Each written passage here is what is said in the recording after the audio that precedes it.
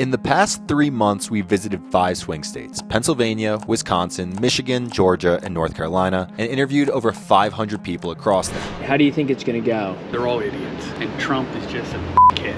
Why are more young black people going toward Trump? Oh, we like money, that's all. I ain't gonna lie to you, last time I voted for Trump. I ain't gonna tell you. I voted for Trump twice. I will never ever vote for him again. I think he is such an asshole. There's that whole Project 2025 thing. Yeah. And that's kind of terrifying. Trump, if he get in office, we thought it was bad the first 4 years.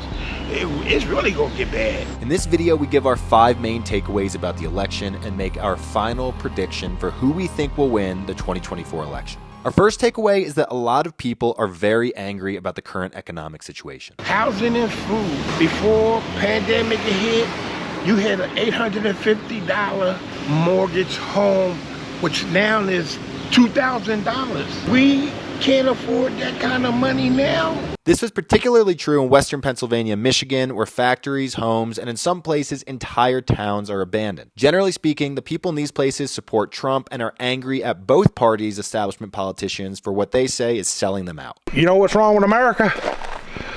We don't make nothing here no more. The politicians have sold us out. Detroit come back a minute. It never came back. What's a comeback mean? The kids are getting educated? They're not. Revenues are going up? They're not. Employment's going up? It's not. So what do we have? Crony oligarchical capitalism here. All the rich guys connected to the politicians, connected to the special, boom, boom, boom. Even in more prosperous places like cities and suburbs across all the swing states, people expressed anger about inflation, housing costs, and the sending of money overseas, particularly to Ukraine. All of this benefits Trump. What are the most important issues to you? Economy. Safety. Do you know what it just costs to go anywhere? Gas and groceries. Oh, really? Yeah. But our second takeaway is that a lot of people are going to vote against Trump. Trump is just a dickhead. What do y'all think of Trump? He's an opportunist. Yeah. He'll choose whatever side that he think he'll win with. We are choosing between evil and worse evil. We met hundreds of Harris voters, yet hardly any said they were voting for her specifically. I want the female. Kamala? Yeah, I want the female, you know. You think she'll fix any of these problems? I hope so. I think so, because she's very strong with it, and she grew up in it, so I hope, but... She didn't grow up in any of it. She's a professor's daughter and grew up in Montreal. I just feel like if Trump goes in there because of what happened with him and all the allegations, it's going to be a riot out here. Honestly, I do. When they say, make America great again, it's to me, as a person of color, it means make America white again. You like who? You like Donald Trump? Oh shit, well he like Trump. I like Harris. I mean, everybody like different people. Yeah, I'm voting for Harris. You know what I'm saying? Why Harris?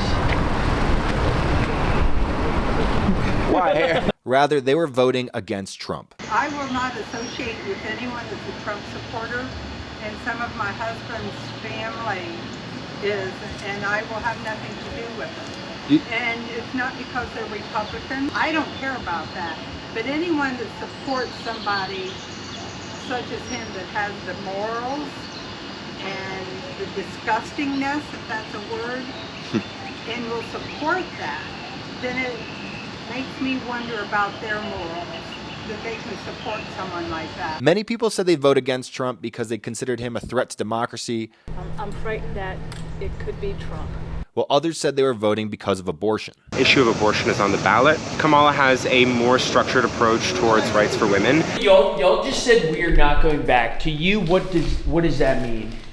That means that we don't want our daughters to have less reproductive freedoms or less, decisions over their own body than I have. Yeah. I would say reproductive rights, honestly, as a 21-year-old woman. Now, most of the people who said this were liberals. However, we also met a number of conservatives who voted for Trump before, but said they couldn't do so again after January 6th. Before I choose Trump, but this time I probably will not.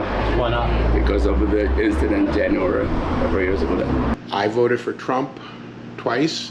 I will never ever vote for him again, and I will not vote for anybody who supports Trump. Wow. Because I think he is such an asshole, excuse me, and he's mean. Yeah. And his economic policies probably helped us. These tended to be older voters. Overall, we think this will lead to high turnout among Democrats. Do you have a preference, Kamala or Trump? Well, Kamala? I'm gonna say Kamala because with Trump, there's that whole Project 2025 thing. Yeah. And that's kind of terrifying when you read into it. However, the lack of enthusiasm for Harris specifically may hurt her among moderates. But this leads to our third takeaway. Trump has made major inroads with minorities. Is it going to go for Kamala or Trump? Trump, for sure. Think Trump? That's already said. Are you sure why black Americans are moving more toward Trump? We conservative, naturally.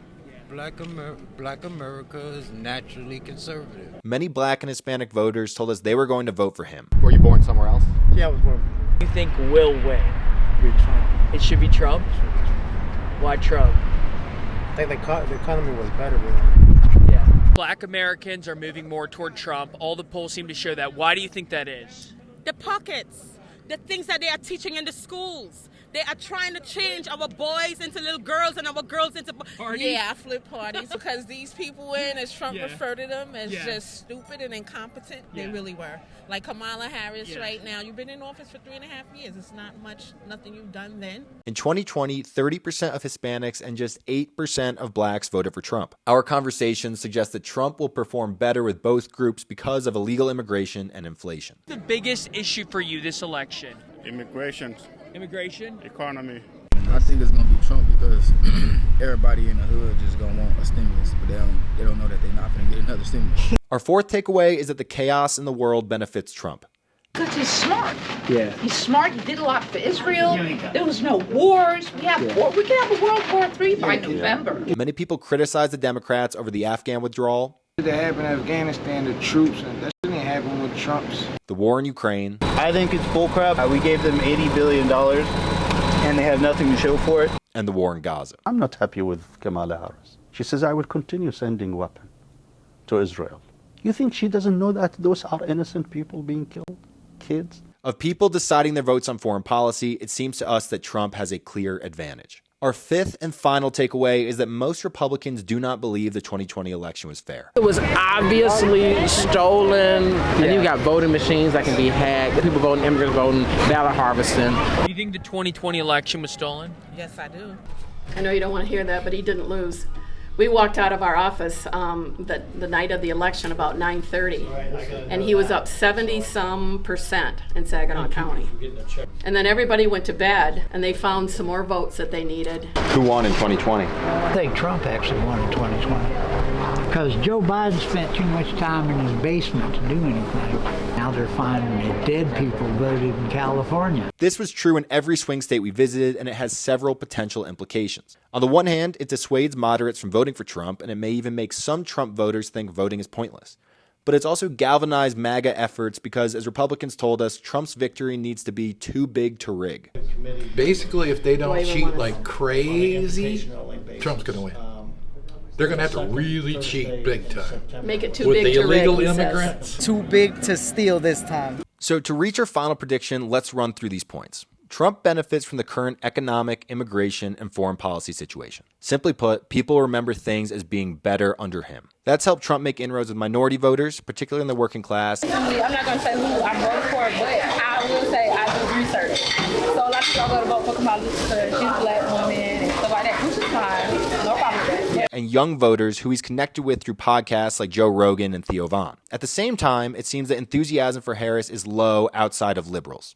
But on the other hand, January 6th, the overturning of Roe v. Wade, and Trump's voter fraud claims have turned off many could-be Trump voters. As a lesser of two evils option, I think she's the obvious pick, and I think she's got a lot more and better going for her. We think that all nets out to a slight advantage for Trump that will win him the more conservative swing states of Arizona, Georgia, and North Carolina. If he does take those three states, he'll need one more Rust Belt state to win it all. We find it hard to believe that Harris will sweep all three of those. If she doesn't, Trump wins, and to us, that looks like the most likely outcome. And if we had to pick, we'd say Pennsylvania is the most likely Rust Belt state to flip to Trump. On election night, we'll be having people we met from the swing states call in and share their takes with us. If you want our live election night coverage, make sure to subscribe, and we hope you enjoyed this video.